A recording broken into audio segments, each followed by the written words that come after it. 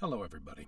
My name is Phil Thron, and I'm pleased and honored to have been asked to contribute to Voices of Calm, which is a channel that's been started by my friend and colleague, Adam Barr.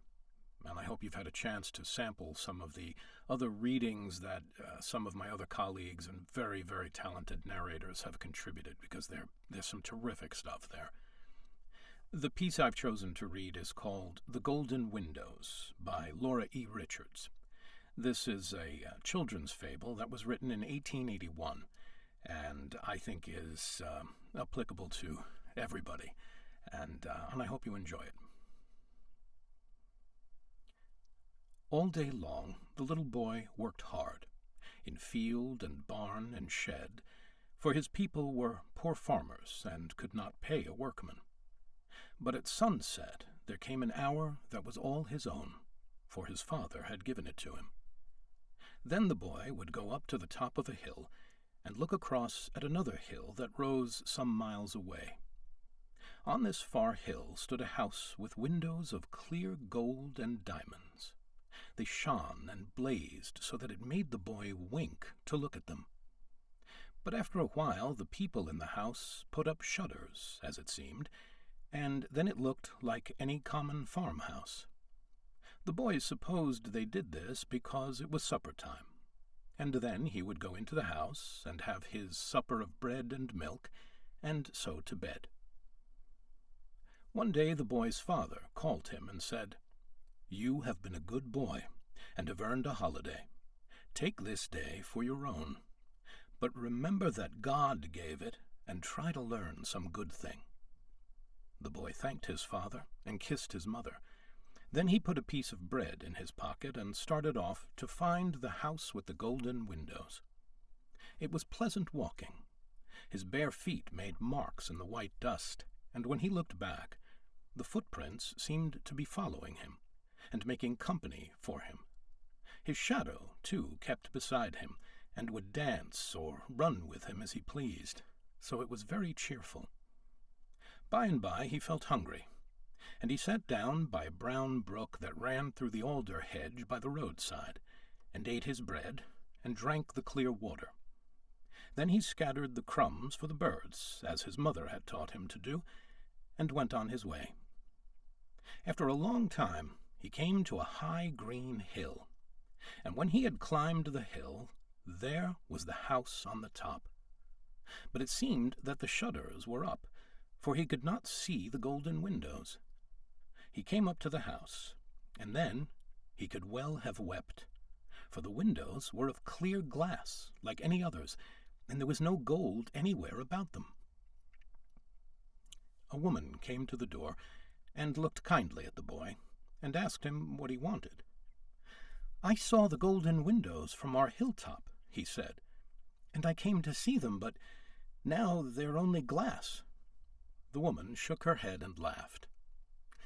"We are poor farming people," she said, "and are not likely to have gold about our windows, but glass is better to see through." She bid the boy sit down on the broad stone step at the door, and brought him a cup of milk and a cake, and bid him rest. Then she called her daughter, a child of his own age, and nodded kindly at the two, and went back to her work.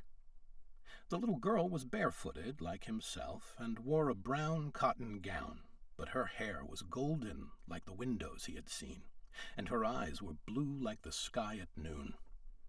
She led the boy about the farm, and showed him her black calf with the white star on its forehead, and he told her about his own at home, which was red like a chestnut, with 4 white feet. Then, when they had eaten an apple together, and so had become friends, the boy asked her about the golden windows. The little girl nodded, and said she knew all about them, only he had mistaken the house. "You have come quite the wrong way," she said. "Come with me, and I'll show you the house with the golden windows, and then you'll see for yourself." They went to a knoll that rose behind the farmhouse, and as they went, the little girl told him that the golden windows could only be seen at a certain hour, about sunset. "Yes, I know that," said the boy. When they reached the top of the knoll, the girl turned and pointed, and there, on a hill far away, stood a house with windows of clear gold and diamond, just as he had seen them.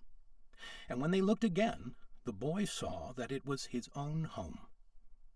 Then he told the little girl that he must go, and he gave her his best pebble, the white one with the red band, that he had carried for a year in his pocket.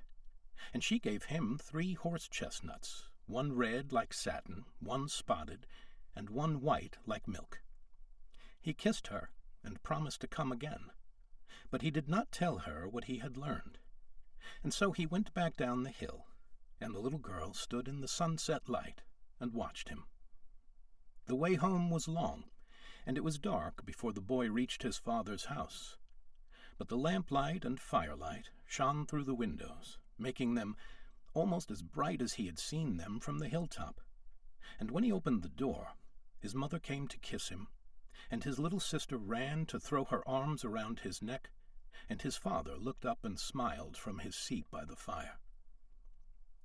"Have you had a good day?" asked his mother. Yes, the boy had had a very good day. "And have you learned anything?" asked his father. "Yes," said the boy. "I have learned that our house has windows of gold and diamond." I hope you enjoyed that, and I hope to contribute more to Voices of Calm. Thank you for tuning in.